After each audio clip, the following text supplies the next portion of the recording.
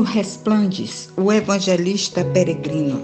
Era curioso aquele homem andando estrada fora, devagar, meio trôpego, atitude resignada, com um pacará nas costas, como se não tivesse destino certo. Era Antônio Resplandes de Araújo, o evangelista peregrino, cumprindo sua sagrada missão de espalhar o evangelho. Nasceu lá pelo começo da década de 1880, no pequeno povoado conhecido como Genipapo dos Resplandes, município de Barra do Corda. Era o terceiro em uma família de 7 filhos. Levou a vida rotineira de rapaz da roça e nunca se casou. Quando surgiu o movimento serigueiro nas matas do Araguai, ele se fez um dos soldados da borracha. Passou 8 anos para lá, sem dar notícia à família. Voltou para Barra do Corda no ano de 1920, sem dinheiro e com a saúde arruinada para o resto da vida. Nesse mesmo ano, ele se converteu ao Evangelho e voltou para o meio dos seus parentes, onde dedicou-se a falar do Evangelho para quem encontrasse.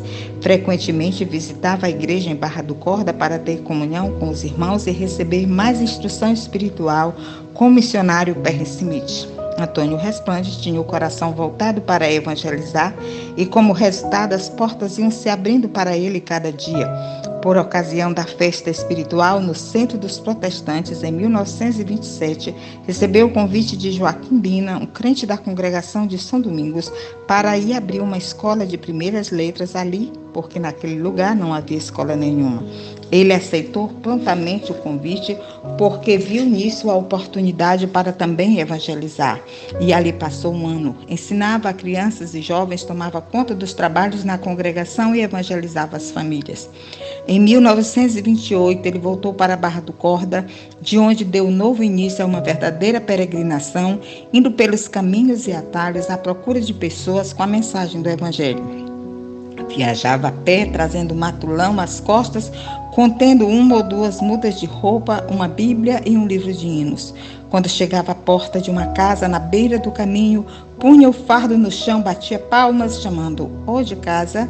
Enquanto aguardava a saída de alguém, começava a cantar um hino e dizia: "Dá rancho". Se lhe permitiam, entrava e pousava. Não conduzia alforge, aceitava o que lhe davam.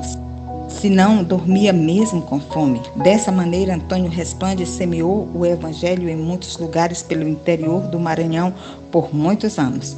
Às vezes recebido, outras vezes não, mas ele sabia pelo próprio evangelho que como ele não seria diferente do que Jesus advertira a seus discípulos. Se alguém não receber nem ouvir as vossas palavras, ao sairdes daquela casa ou daquela cidade, sacudiu o pó dos vossos pés. Mateus 10 e 14. Pelo mês de dezembro de 1950, Antônio Resplandes estava se sentindo cansado, alquebrado pelas constantes crises e doenças. Procurou a casa de um amigo crente, José Leite, que era da igreja evangélica e proprietário de uma pequena vacaria na cidade de Pedreiras. Recebeu o acolhimento que precisava, ficou morando em um pequeno quarto, tinha alimentação e outros cuidados necessários, mas preferia sair todos os dias de casa em casa para ter a oportunidade de oferecer um bem maior, que era a mensagem da salvação. Assim, ele cumpriria seu ministério de levar o evangelho de casa em casa. Já havia amputado uma das pernas e a outra estava tomada de chagas malignas. Vivia a maior parte do tempo prostrado. Em uma noite chuvosa e úmida, ele gemia constantemente. Um casal de obreiros que estava hospedado no quarto próximo falou que quase não pôde dormir por presenciar tanto sofrimento. A certa altura, os gemidos cessaram e eles foram surpreendidos por uma música que vinha do quarto do enfermo. Fraca, mas repassada de profunda sinceridade. Ele cantava a sua mais bela esperança com as palavras do hino: "Ó que saudosa lembrança tenho de ti, ó Sião, sim, eu porfiarei por essa terra de além, e lá terminarei as muitas lutas de aquém. Lá está o meu bom Senhor, qual eu desejo ver. Ele é tudo para mim e sem ele eu não posso viver". Assim, cantando a sua maior esperança no momento da dor, Antônio Resplandes deixava gravado o mais belo exemplo de abnegação e fé cristã.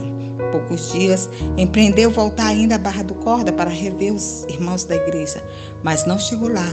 de caminho, hospedou-se na casa de pessoas amigas, onde, depois de uma pequena prostração, foi convocado pelo seu Senhor e Rei para o lugar onde não há lágrimas e dor.